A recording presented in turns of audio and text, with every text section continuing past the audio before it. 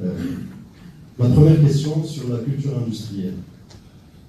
Je crois qu'il se passe une chose quand vous avez un débat entre les experts, et que ce débat entre les experts qui n'est pas tranché, il descend au niveau médiatique sans filtre. Et en général, c'est ce qui se passe sur la question de la culture industrielle, parce que les économistes eux-mêmes ne sont pas d'accord. Ils sont en train de se battre pour savoir est-ce que les nouvelles technologies ont un biais en faveur des compétences ou pas. Quand je dis biais en faveur des compétences, est-ce que les nouvelles technologies de digitalisation, elles favorisent les gens diplômés, compétents, formés, etc. Ou est-ce qu'elles ont un impact symétrique sur tout le monde, formé, pas formé, etc. La thèse dominante aujourd'hui dans les médias, c'est attention, c'est un biais en faveur des compétences, les gens pas formés vont être rejetés en dehors du système, va se passer plein de choses. Alors je voudrais donner 3 exemples pour montrer que 1, ce débat n'est pas tranché sur le biais en faveur des compétences, et que 2, au contraire, il y a peut-être des opportunités, et c'est à nous, avec une perspective marocaine, proprement marocaine, sud-nord, de faire remonter ces opportunités. Le premier exemple, c'est la réalité augmentée. La réalité augmentée, vous savez que c'est le principe de prendre des lunettes connectées, de mettez ces lunettes connectées. Je vais au-dessus de chacun de vous, votre profil LinkedIn ou Facebook qui flotterait au-dessus de votre tête, par exemple. Alors ça, il y a une chose très importante, c'est que ça va permettre, vous savez que les ouvriers spécialisés occidentaux, typiquement un ouvrier spécialisé californien dans l'industrie, il est payé très cher, hein. C'est un ouvrier, mais il est payé très cher. Il est payé très cher parce qu'il a un savoir non payé. Lui seul sait faire marcher les machines, lui seul connaît par cœur le manuel d'utilisation, il connaît la maintenance, il connaît... Et ça, ce sont des choses qu'il n'enseigne pas forcément, qu'on ne trouve pas dans les livres. Donc son patron est obligé de le payer sérieusement. Parce qu'il veut le garder, il veut garder ce savoir non codé sur son entreprise. Aujourd'hui, cette technologie de la réalité augmentée va faire sauter ce monopole de l'ouvrier spécialisé occidental. Aujourd'hui, vous allez pouvoir avoir, si on met les procédures et les manuels d'utilisation des machines sous forme d'iconographie réalité augmentée, le premier jour, vous prenez un ouvrier non spécialisé, non formé, un marocain, vous prenez, le premier jour, vous le jetez devant la machine, vous lui mettez les lunettes, il peut même ne pas savoir lire et écrire. Vous le mettez devant la machine avec les lunettes, et dans son champ visuel, il va voir défiler les instructions. Attention, tu lèves ce levier jusque-là, attention, cette jauge, il ne faut pas qu'elle dépasse 40, attention, tu appuies sur ce bouton, ensuite tu vas appeler un tel pour lui demander ce qu'il pense que, et il a toutes les instructions qui défilent devant lui dans son champ visuel. Il peut même les avoir qui défilent de manière audio. Donc, ce monopole qu'avait l'ouvrier spécialisé occidental sur la connaissance non codée, il va être cassé par ce type de technologie, à condition qu'on fasse le devoir. C'est-à-dire qu'on mette en place les mécanismes qui vont permettre de traduire les manuels de maintenance, les manuels de procédure, etc., qu'on les traduise sous forme de réalité augmentée. Donc ça, quand vous avez un débat dans la presse qui dit « Ah oui, les nouvelles technologies elles ont un biais en faveur des compétences », on ne voit pas ce type d'utilisation. Et c'est précis, il ne faut pas s'attendre à ce que c'est un État de Californie qui fasse émerger cet usage. C'est un État comme le Maroc qui va faire émerger l'usage. Donc ça, le premier exemple. Deuxième exemple, l'intelligence artificielle. Vous savez que l'intelligence artificielle, c'est pas une révolution c'est pas un truc d'informaticien. L'intelligence artificielle, c'est un truc de mathématiciens. Ce sont des mathématiciens qui ont piraté l'informatique. Ce sont des mathématiciens qui ont automatisé l'automatisation. Donc, qu'est-ce que ça veut dire? Ça veut dire qu'un matheux arrive, il crée un modèle mathématique, et ensuite il vous dit où sont vos données, où sont vos data. Vous lui donnez vos bases de données, de préférence les plus étendues possibles, et il fait tourner ses modèles sur la base de données, et à la fin, il arrive et vous dit, voilà, pour que telle machine, quand la température du ballon 40 dépasse 35 degrés, eh bien, il y a 80% de chances qu'elle ne tombera pas dans les 48 heures. Par exemple, ça c'est pour la maintenance prédictive. Ou là, il vous donne des facteurs objectifs en vous disant, voilà les zones de confort qu'il faut être pour améliorer votre productivité, pour baisser les pannes, etc. Le problème, c'est que ce qu'on ne vous dit pas, c'est que ces bases de données, comme elles sont très attendues, une fois que vous allez les remettre à ce mathématicien pour qu'il vous fasse tourner vos données, vous ne pouvez pas lui remettre des bases de données non qualifiées juste comme ça en vrac. Vous êtes obligé de qualifier ces bases de données, de mettre des étiquettes sur les données.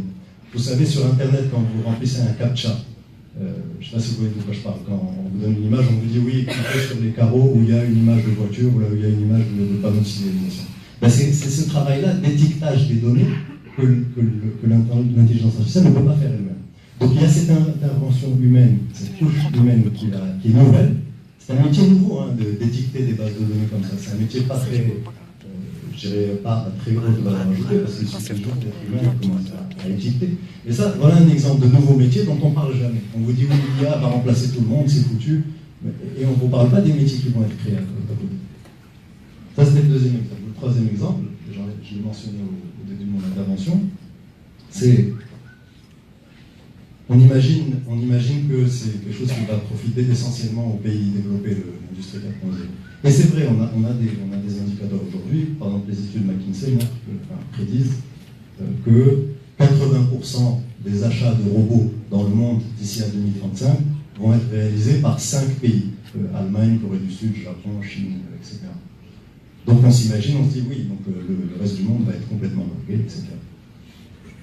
Le problème, c'est qu'on ne voit toujours pas un autre biais médiatique, c'est de dire, aujourd'hui, pour passer à l'industrie 4.0, et ça je pense que la plupart ici le savent, mais il faut que vous soyez les évangélisateurs pour porter cette parole en dehors de cette salle, c'est que vous n'êtes pas obligé d'investir dans des nouvelles machines. Vous pouvez récupérer vos vieilles machines qui ont 30 ans d'âge et investir 50 000 dirhams dans des capteurs thermiques, capteurs de pression, capteurs d'humidité, capteurs, etc. Et vous achetez juste les capteurs et vous les placez sur votre vieille machine. Très vieille machine déjà amortie, etc. Donc vous n'êtes pas obligé de faire des très grands investissements.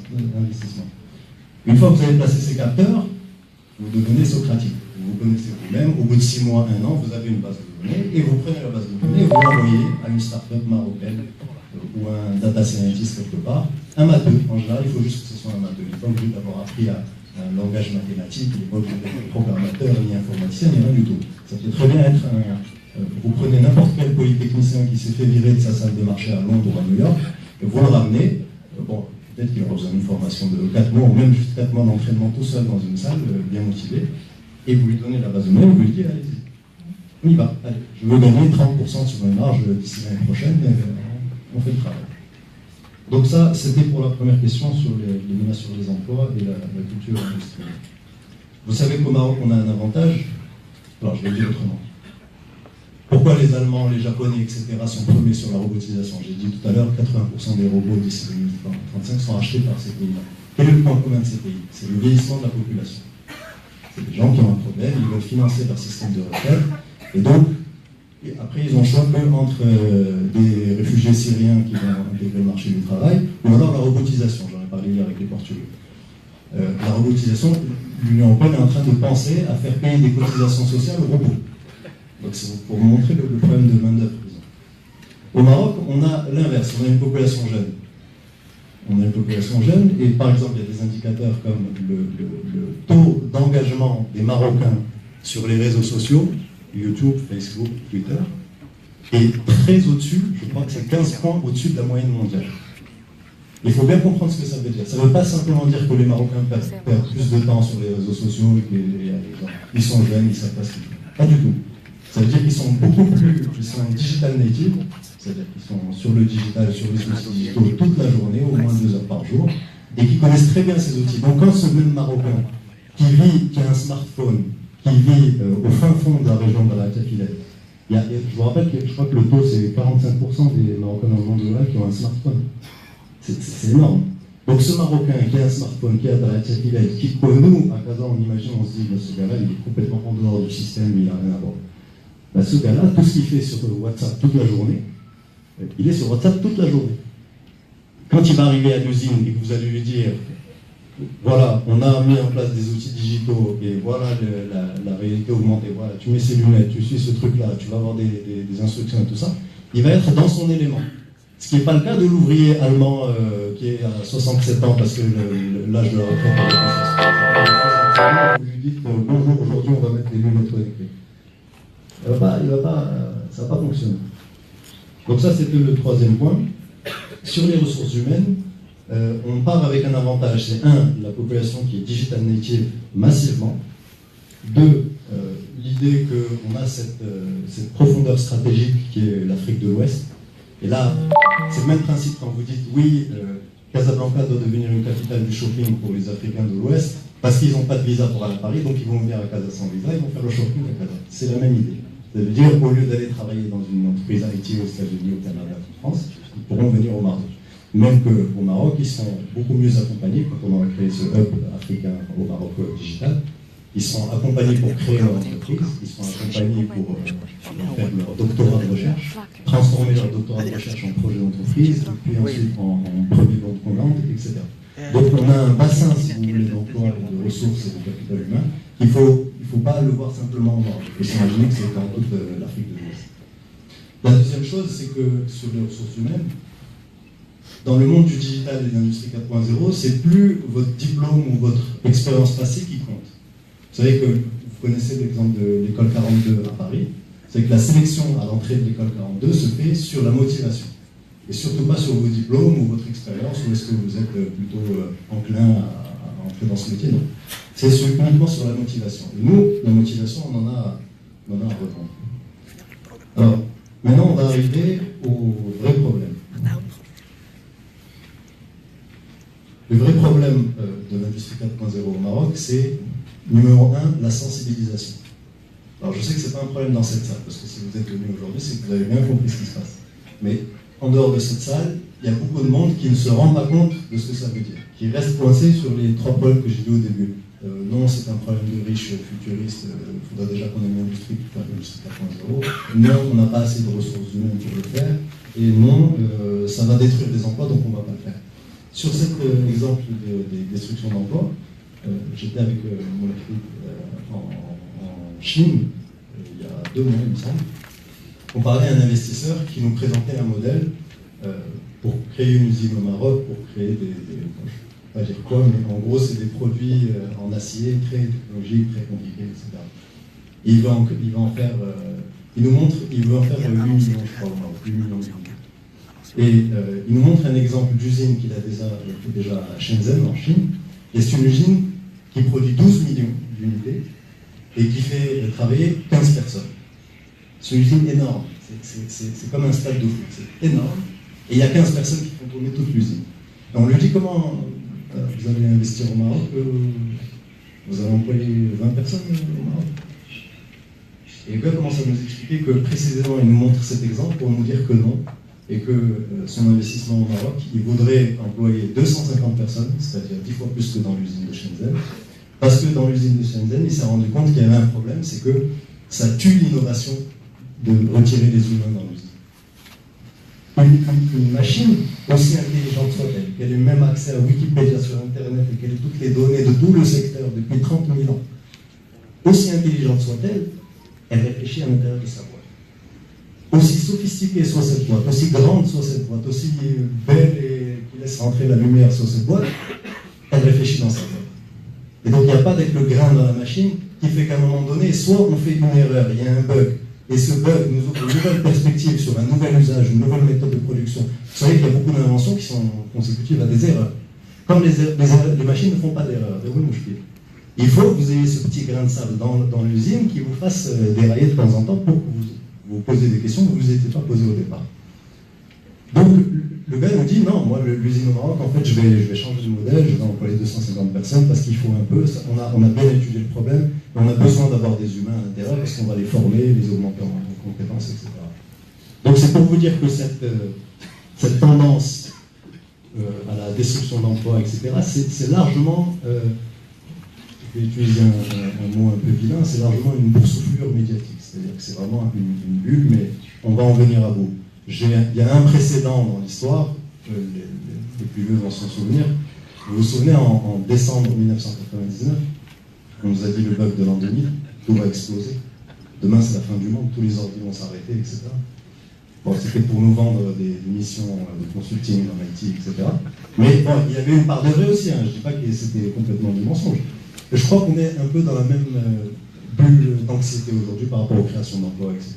Donc il faut raison garder. Je ne dis pas qu'on va créer plus d'emplois ni moins, je dis qu'il y a un débat entre les experts, il faut que ça reste un débat entre les experts, et c'est à nous, les pouvoirs publics, de mettre en place des politiques publiques qui vont cultiver les atouts qu'on a déjà. Donc le premier problème, la sensibilisation, et je crois que c'est très important, l'exercice qu'on est en train de faire aujourd'hui est très important, il faut que vous sortiez d'ici, que vous alliez en parler autour de vous. Le deuxième problème, qui a un lien avec la sensibilisation, c'est quand vous avez un patron de PMI au Maroc, vous lui dites il y a une nouvelle méthode de production, il y a une nouvelle méthode de management de la ligne de production, il faut y aller. D'abord, le gars, il ne veut pas être le premier à faire ça dans son secteur. Parce qu'il se dit, je vais essuyer les plâtres, je ne veux pas être le premier. Comme vous savez, les Marocains sont un peu conformistes, c'est très difficile de pousser le premier à bouger. Mais il a des raisons, il n'est pas stupide, hein, il a des bonnes raisons. C'est parce que quand vous voulez changer votre ligne de production, évidemment, il faut que la ligne de production s'arrête. Il faut bien l'arrêter à un moment donné pour la changer et la mettre en place. Donc il n'a pas envie d'arrêter sa ligne de production, ça lui coûte plus cher que l'investissement. Il y a l'investissement plus le coût de la transition et de la mise en place. Donc ça, c'est les choses que les gens n'imaginent pas. Il faut apporter des solutions concrètes et on va en parler après sur ce qu'on va faire là-dedans.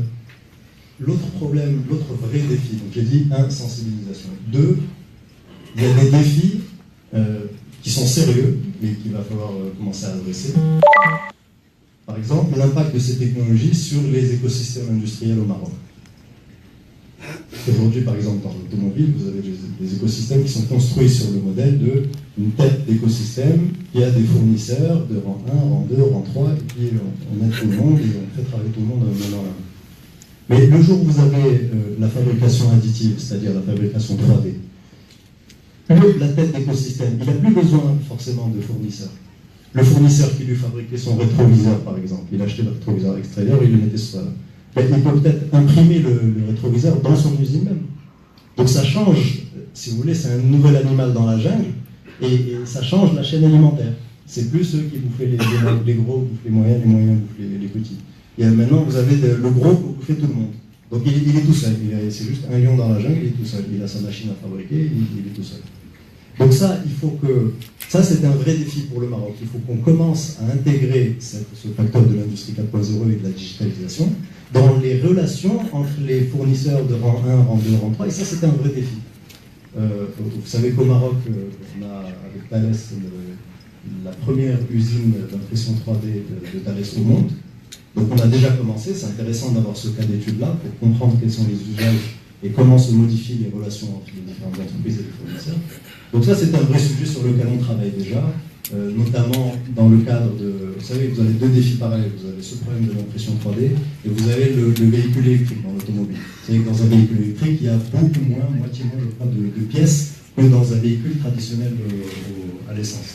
Donc du coup, si vous avez moins de pièces, vous avez moins de fournisseurs. Donc c'est des écosystèmes peut-être plus fins, différents, peut-être plus horizontaux, etc. Donc ça, il y a une réflexion qui est en cours et on va adresser ce problème. Ça, c'est les vrais problèmes de l'industrie 4.0.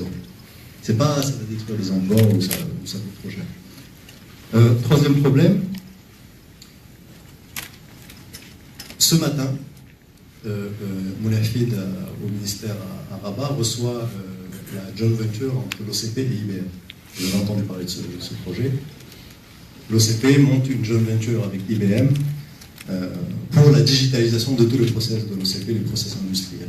Ça c'est important, ça c'est un résultat important. Il prévoit de faire un chiffre d'affaires de 500 millions de dirhams à l'horizon 2020. 500 millions de dirhams, c'est beaucoup d'argent. Alors j'en viens au problème. Le problème, c'est qu'il faut que les petits soient associés à ces gros projets.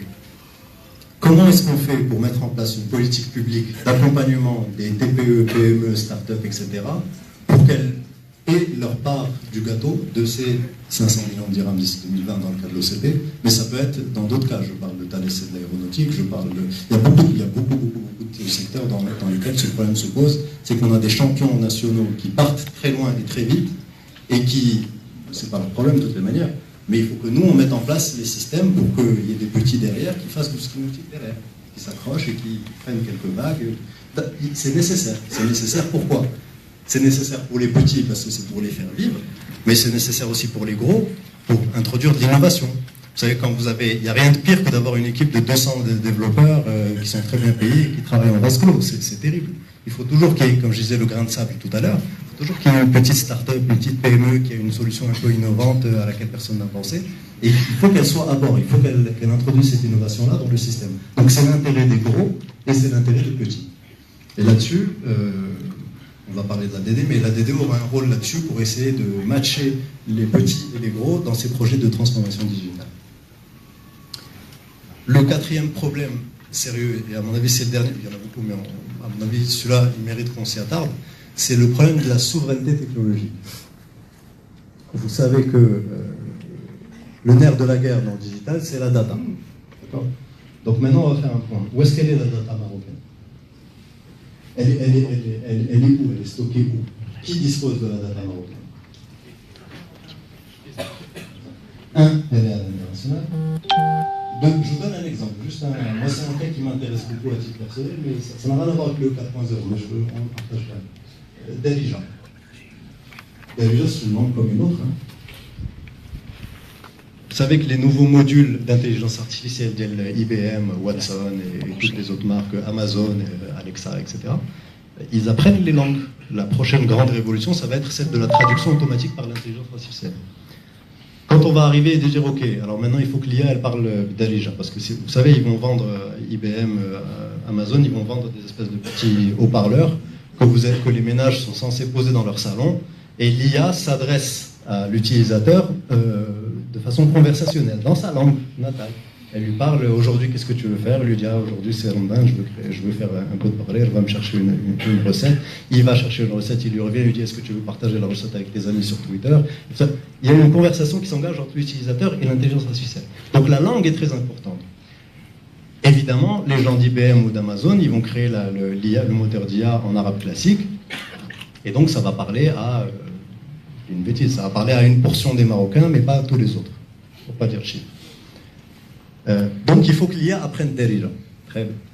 Maintenant, comment on va faire pour apprendre à lire Darija ? Il faut qu'on lui donne une base de données. Comme je vous ai dit tout à l'heure, il y a un modèle mathématique, il faut une base de données derrière, il faut lui donner la base de données. Si on prend la somme de toutes les séries télé qui ont été doublées en Darija par 2M, RTM et tous les autres, ça ne fera pas une base de données suffisante pour que l'IA apprenne Darija. Ce ne sera pas suffisant. Donc, si on rajoute par-dessus tous les diwan et tous les recueils de poèmes qui ont été écrits en Darija, tout le corpus écrit en Darija dont on dispose, on le rajoute là-dedans, ça ne sera pas encore suffisant. Il faut des millions et des millions de données. Ce n'est pas suffisant d'avoir peu de données, 100 000. Voilà. Donc on n'est pas. Où est-ce qu'il est le corpus de Darija ? Quelqu'un a une idée dans la salle ? WhatsApp, Facebook. WhatsApp et Facebook. Aujourd'hui, c'est un extraterrestre arrive sur Terre et qui dit Darija, montrez-moi. Il va la trouver au fin fond d'un serveur en Ontario, ou là, je ne sais pas où, en Amérique du Nord, et il va lui dire il y a Darija, elle est dans ce disque dur. C'est toutes les conversations en Darija que tous les 35 millions de Marocains ont eues depuis l'invention de WhatsApp. Alors, les Américains sont gentils, mais ils ne vont pas nous donner l'accès à... Donc il faut qu'on développe nos moyens propres. Et ça, ce sont des sujets, ça a un rapport avec la protection des données personnelles. Quand vous dites, je veux que la protection des données personnelles, c'est-à-dire le cryptage des données sur WhatsApp, sur Facebook, soit réalisé end-to-end au Maroc, ça veut dire ce que ça veut dire. Ça veut dire que je veux que la donnée soit dispo au Maroc et qu'elle soit cryptée avant d'être envoyée pour être stockée à l'étranger. Et ça, donc, je reviens au problème fondamental de la souveraineté technologique, c'est que le Maroc n'entrera pas dans le XXIe siècle tant qu'on n'aura pas la souveraineté sur notre data. La data, c'est comme le pétrole, c'est comme le taux d'intégration dans l'aéronautique et l'automobile, c'est le nerf de la guerre. Et donc, pour faire ça, il faut qu'on ait un outil. Alors, je dis outil volontairement parce qu'avant l'outil, il y a la stratégie Maroc Digital dont on a beaucoup parlé. Il y a toujours cette question de, oui, mais où est-ce qu'elle est cette stratégie Maroc Digital ? On ne l'a pas vue, elle est où, comment, qui l'a lu ? Le problème, c'est que la stratégie Maroc Digital et l'agence de développement du digital, c'est comme l'œuf et la poule. Dans le cas de la stratégie Maroc Digital, il y a marqué qu'il faut créer une agence de développement du digital, mais l'agence de développement du digital ne va pas travailler sans mettre en œuvre la feuille de route qui découle de la stratégie. Donc ça se mord la queue. Donc tant qu'on n'a pas commencé quelque part, c'est pour ça qu'il y avait cette espèce de flottement là depuis 1 à 2 ans. Les gens se disent, oui, mais où est-ce qu'on en est, qu'est-ce qu'on fait ? Alors je vous dis où est-ce qu'on en est. On en est à... On a fait voter la loi pour la création de l'agence de développement du digital. On est en train, moi j'y consacre quasiment 30% de mon temps, de mettre en place les textes réglementaires qui vont permettre à cette agence de commencer. On est en train de préparer le conseil d'administration, le règlement de passation des marchés, le règlement de délégation des services publics, les statuts du personnel, l'organigramme. C'est tout un... dans ces matières-là, le diable se cache dans les détails. Donc il faut vraiment prendre le temps de bien faire les choses, de bien tester les choses, de bien syndiquer avec les différents intervenants pour ne pas faire de bêtises. Parce que c'est des petites bêtises qui seront engageantes pour tout le reste de la vie de l'ADD. Donc la bonne nouvelle, c'est que, l'ADD, je pense qu'elle sera prête pour fonctionner, on va être large, on va dire, au premier semestre 2018. En matière de transformation digitale, elle va avoir un rôle très important sur le volet sensibilisation. Pourquoi? Parce que on va essayer de faire en sorte, on a inscrit sur la feuille de route de l'ADD, l'idée de monter un démonstrateur d'industrie 4.0. Quand je dis démonstrateur, qu'est-ce que ça veut dire? Ça veut dire, je ne sais pas si certains d'entre vous connaissent l'expérience de INMA. INMA qui est un démonstrateur sur le lean manufacturing. Vous prenez une entreprise, vous la ramenez dans l'usine de démonstration de INMA, vous montrez quels sont les gains et les avantages potentiels de la méthode lean, et ensuite vous leur mettez à disposition un petit bac à sable, un endroit où ils peuvent reproduire leur cas d'usage de leur usine dans cette usine de INMA, et ils font les tests, ils font les itérations jusqu'à ce qu'ils arrivent à se dire ok, cette tâche, on arrive à la faire avec telle technologie pour tel coût 30% plus vite par exemple. Et donc une fois que le cas d'usage est prouvé dans l'usine de démonstration, on le ramène dans l'usine originale. Donc ça, je schématise beaucoup, mais c'est un peu ça le modèle. On veut faire la même chose avec l'industrie 4.0, c'est de dire aux gens, vous n'avez pas besoin d'arrêter vos lignes de production pour vous mettre au 4.0, venez dans l'usine de démonstration, on va vous montrer les différents usages, la réalité augmentée, le cloud computing, le big data analysis, la virtualisation des process industriels, la réalité virtuelle, la robotisation, et j'en passe des meilleurs, l'IA, tout ce que vous voulez. Toutes les technologies seront en démonstration dans cette usine-là, et à côté de l'usine, il y aura ce qu'on appelle un bac à sable, c'est-à-dire un endroit pour jouer, pour commencer à tester les cas d'usage qu'on a, et repartir de là. On voudrait que cette usine de démonstration 4.0 soit surtout ciblée sur les PMI, parce que je pense que c'est là qu'il y a vraiment le vrai gisement de progression pour l'industrie 4.0 marocaine. J'ai pas de crainte pour les gros acteurs, on a parlé de l'ECP, mais il y en a beaucoup d'autres, mais j'ai pas les mines managers, etc., qui font des choses formidables. J'ai pas de crainte pour eux, je pense qu'il faut simplement les rattacher aux petits, mais il faut que les petits soient conscients. Donc pour sensibiliser, conscientiser les PMI marocaines, il y aura cette usine de démonstration 4.0 au sein de l'ADD. Et l'agence de développement digital ne va pas arriver simplement avec de la démonstration, on va arriver aussi avec des méthodes de travail nouvelles. La méthode agile pour designer les projets, c'est quelque chose qui manque beaucoup. En fait, ça existe un peu dans le secteur privé, ça n'existe presque pas dans le e-gov au Maroc, à Rabat, c'est très compliqué. Donc il faut que l'ADD ramène ce type de choses comme les méthodes d'agilité, l'interopérabilité entre les différentes fonctions, le fait de faire de l'open data, de faire en sorte que toutes les institutions publiques et privées au Maroc puissent commencer à partager de la data. Comme on a dit tout à l'heure, c'est vraiment le nerf de la guerre. Donc si vous avez de la data disponible, il y a des gens qui vont pouvoir s'accrocher à l'écosystème et développer des solutions innovantes, etc. Donc j'en ai fini de ma présentation. C'était simplement pour vous dire que l'industrie 4.0, c'est une dimension supplémentaire de compétitivité. C'est un terrain supplémentaire sur lequel on va pouvoir battre les Occidentaux et les pays riches. Et donc il faut se retrouver les manches et se mettre au boulot. Voilà. Merci beaucoup.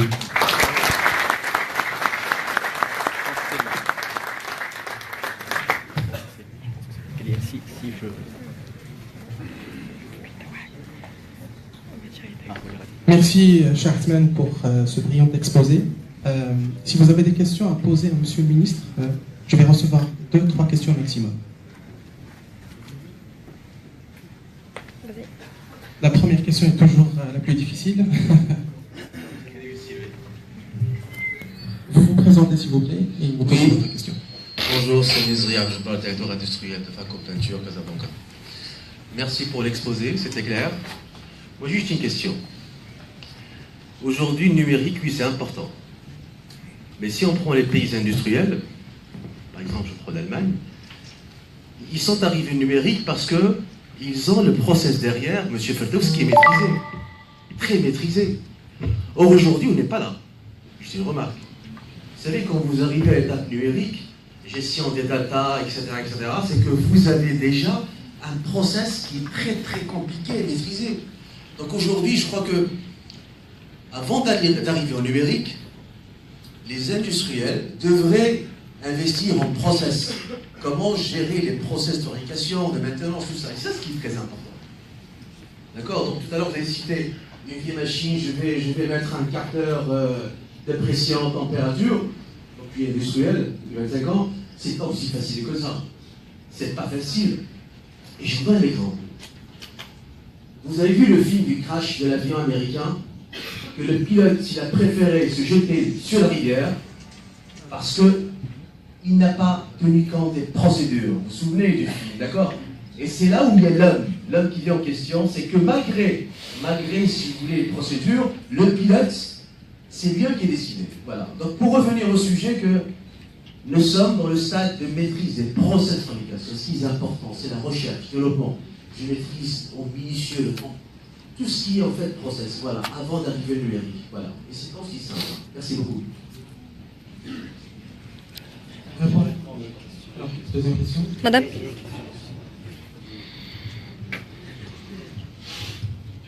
Bonjour à tous, Nourdine Hazan, responsable industriel pour Decathlon au Maroc.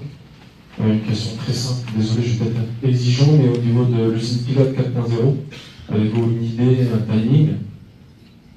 C'est par rapport à Lima, on en a entendu parler, et le 4.0, en tout cas, nous, Decathlon, on est très très intéressés. Et je partage avec vous, nous, notre ambition à ce niveau du 4.0. La question du remplacement de l'homme a été traitée. Pour nous, c'est plutôt rendre l'homme encore plus heureux dans son quotidien, et c'est vraiment ce qui va accélérer notre stratégie dans l'avenir. Merci. Troisième dernière question. Monsieur.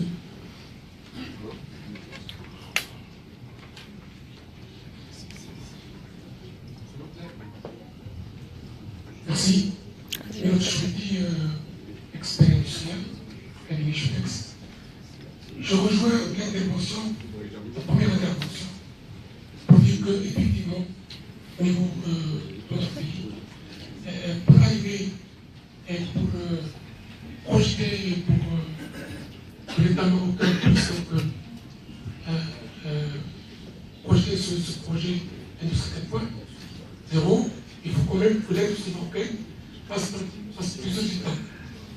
Ces étapes, mise en place de la culture industrielle, les process, les méthodes, etc.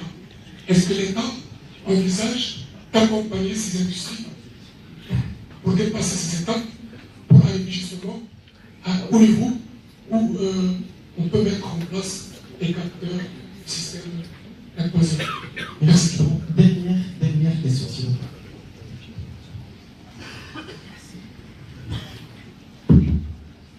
Je suis Mohamed, directeur d'une société d'ingénierie industrielle à Casablanca. Alors j'ai une question, premièrement, à monsieur le secrétaire d'État. Premièrement, est-ce qu'il y a vraiment une vraie ingénierie industrielle au Maroc? Même les écoles d'ingénieurs actuellement, il n'y a pas une très bonne formation d'ingénierie industrielle. Même les cabinets ou bien les bureaux d'études, on trouve rare vraiment ce qu'on appelle sur l'ingénierie industrielle. Dans le sens à vrai dire, on dit toujours le bureau de défense, etc. C'est ça la base fondamentale. Quand vous avez dit de faire vraiment une transformation d'une machine classique et de mettre des capteurs, etc. Vous trouvez vraiment c'est raisonnable comme ça de mettre une machine de 15 ans, 20 ans, de mettre des capteurs, etc. Je trouve vraiment un peu sur le plan investissement par rapport aux paramètres physico-chimiques de la machine, etc. Il faut savoir ce qu'il y a là-dedans au départ. Alors j'ai eu ma dernière question sur le plan linguistique. Moi je vais partir vraiment comme ça sur si la semaine prochaine, je peux écrire vraiment déjà si كاتب العام المكلف بالاستثمارات بجانب السيد رسالة vraiment وزارة الصناعة والاستثمار c'est ça الرقمي. Alors comme vous posez tout à l'heure, vous avez dit dirigeants. Sans dirigeants, je ne peux pas faire vraiment. Vous pouvez dire vraiment. Voilà, merci. Il faut vraiment penser ce qu'on appelle une ingénierie linguistique classique à part. Merci. Merci pour cette question, c'est vraiment très intéressant. Il y a deux questions qui ont porté sur le premier problème que j'ai soulevé au début de l'exposé, qui était de dire est-ce qu'on n'est pas en train de mettre la charrue avant les bœufs? Je suis d'accord qu'il y a vous savez, en Turquie, en Iran, etc., ils ont ce qu'on appelle une culture industrielle. C'est-à-dire qu'ils ils avaient des machines à vapeur dès le XVIIe, XVIIIe siècle. Ils ont commencé déjà à faire ce travail-là, ils ont fabriqué des armes pour les munitions pour la Première Guerre mondiale, etc. Nous, on n'était pas là. Donc évidemment, on n'a pas cette culture industrielle, ce qu'on appelle culture industrielle, c'est qu'il y ait des générations d'entrepreneurs industriels qui se succèdent les uns les autres, et donc il y a une accumulation de culture, de savoir-faire, de modèles, etc. Je suis d'accord qu'on n'est pas encore au stade au Maroc où l'industrie est parfaite. Bien d'accord, il y a du boulot. Mais l'erreur qu'il ne faut pas commettre, c'est de se dire que l'industrie 4.0, c'est un produit de luxe. C'est quelque chose pour le futur. Pas du tout. C'est quelque chose pour le présent, et en particulier en Afrique. Et il va se passer sur l'industrie exactement ce qui s'est passé sur les autres secteurs, qui est le saut de grenouille, le leapfrog. C'est-à-dire qu'on peut directement passer à des process qui sont digitalisés et qui nous permettent d'être beaucoup plus compétitifs que d'autres, parce qu'on a l'avantage d'avoir commencé en dernier. C'est ça l'idée. Alors, vous posez la question sur les capteurs. C'est pas si facile de mettre des capteurs sur la machine à sonder. Je vous fais confiance là-dessus. Moi, je des machines de grand emballage avec des capteurs.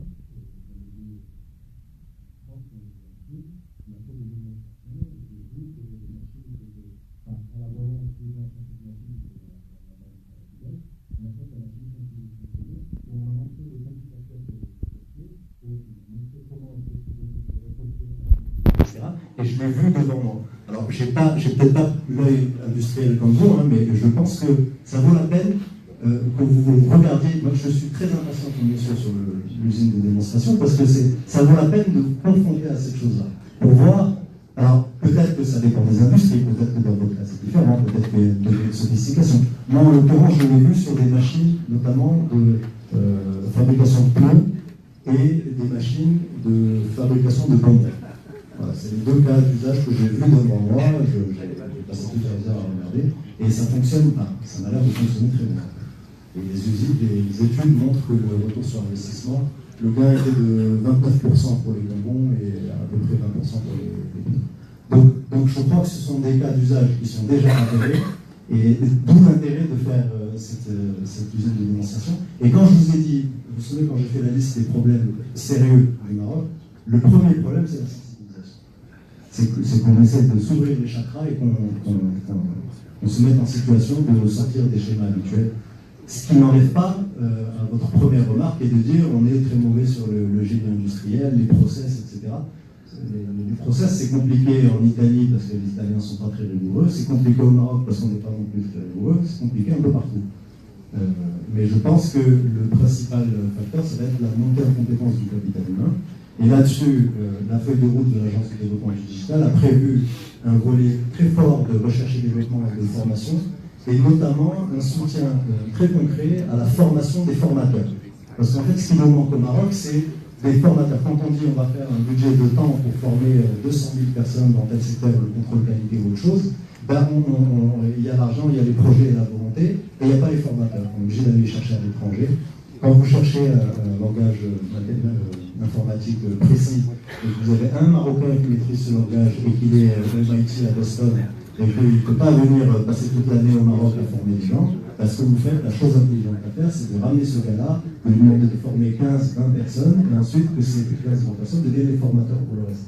Et c'est un des rôles fondamentaux qu'on veut pour l'AD de Inch'Allah, c'est de soutenir la formation des formateurs et identifier les domaines dans lesquels on a besoin. Vous avez identifié vous-même l'ingénierie industrielle, mais il y en a beaucoup d'autres. On parlait du contrôle qualité, mais il y en a beaucoup d'autres. L'industrie 4.0, c'est des métiers énormes. Donc ça, on peut en discuter. Sur la question sur l'usine, alors ça, la réponse courte, c'est en 2018, j'espère. Parce que je ne vais pas rentrer dans les détails, mais en gros, c'est un partenariat public-privé qu'il faut mettre en place, il faut faire des appels, donc c'est un projet en soi. Il sera inscrit sur la feuille de route de l'ADD, et j'espère que la mise en place commencera en 2018. Il sera peut-être opérationnel en 2018, peut-être début 2019, je ne peux pas vous dire. Donc, mais c'est commencé, c'est en cours, et je pense que c'est un morceau important parce que, je vous dis, la sensibilisation, c'est quelque chose de critique et de capital pour que les gens. La dernière question était sur l'accompagnement. Alors, la bonne nouvelle, vous avez dit, est-ce que l'État va accompagner la mise en place de cette digitalisation? La très très bonne nouvelle, c'est que Industrie 4.0, dans Industrie 4.0, il y a l'industrie. Donc, il est évident que quand on va développer les prochains écosystèmes industriels qui vont être développés au Maroc, grâce notamment à l'appui du Fonds de développement industriel, etc., tous les soutiens dont on dispose de ça, on va pouvoir commencer à le faire dans le domaine digital, c'est évident. Et il faudra créer des choses sérieuses. Par exemple, l'OCP avec l'IBM, c'est quelque chose de sérieux. On peut créer un écosystème autour de ça, pourquoi pas. Il faut commencer à étudier ces problèmes-là, mais pour commencer à le faire, on ne met pas la chose avant les deux, ou alors la poule avant l'œuf, il faut d'abord créer l'ADD qui est l'outil. Et une fois que vous avez l'outil qui est là, et ensuite vous avez la stratégie, la feuille de route et le soft, à partir de là, il y a un interlocuteur qui peut commencer à faire ce travail-là. Vous savez, l'ADD va faire, disons, les 2 tiers de son boulot, ça va être le e-gov, parce que c'est là qu'on va introduire de la confiance du citoyen.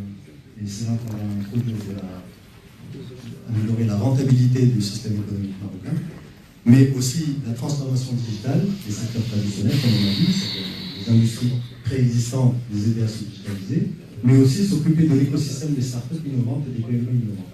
Ça, il faut vraiment créer autour de l'ADD une communauté des innovateurs qui vont se mettre au service de ces secteurs traditionnels, et l'ADD va se charger de faire le match entre ces petits innovateurs et les grands projets, soit de e-gov, soit de transformation digitale. C'est ça l'état d'esprit de l'ADD. En plus de cette, on va essayer de créer une direction de la R&D et de la formation qui sont une direction forte, qui est vraiment qui est dans la capillarité avec les différents instituts de formation, les universités, etc. Et qui vraiment essaie de diffuser cette culture du digital dans ce système. Voilà. Je vous remercie, je suis désolé de ne pas pouvoir prendre plus de questions, je suis attendu à Arden, qui peut prendre la route. Et j'espère que vous aurez des débats.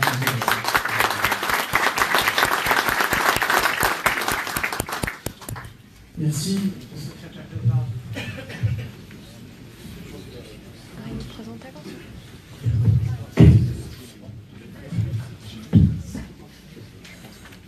Je remercie infiniment Monsieur le secrétaire d'État chargé de l'investissement, M. Asmel Fekaus, pour son brillant exposé, le fait de répondre à nos questions. Donc, son agenda est très très chargé, donc il devrait normalement